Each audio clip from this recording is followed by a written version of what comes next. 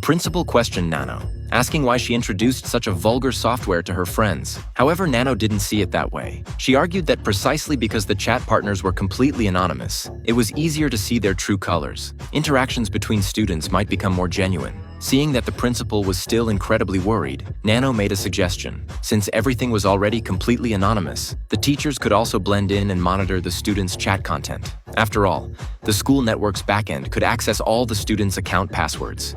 Even if any rule-breaking behavior was discovered, it could be stopped immediately, preventing students from going astray. After some persuasion, the principal agreed with Nano's viewpoint and registered an anonymous account for herself. Soon after, she successfully matched with someone. Seeing that someone actually responded to her sent messages, the principal couldn't help but open up under the protection of anonymity. It turned out that the reason she was so old-fashioned and dogmatic was that during her high school years, her best friend had been hurt by a scumbag. Her friend accidentally got pregnant and was forced to have an abortion, which cost her her life. With her friend's lesson in mind, she made it her mission to become a teacher and protect every innocent schoolgirl to the best of her ability. The undercover plan was effective. She processed a batch of students according to the list of violations and demanded that from then on, even the teaching buildings for boys and girls should be completely separated. However, this behavior also exposed the fact that the principal herself was using anonymous chat. Seeing that the time was right, Nano decided to push further and completely intensify the conflict between the two sides. She stopped in front of a classroom door, claiming there were strange noises inside.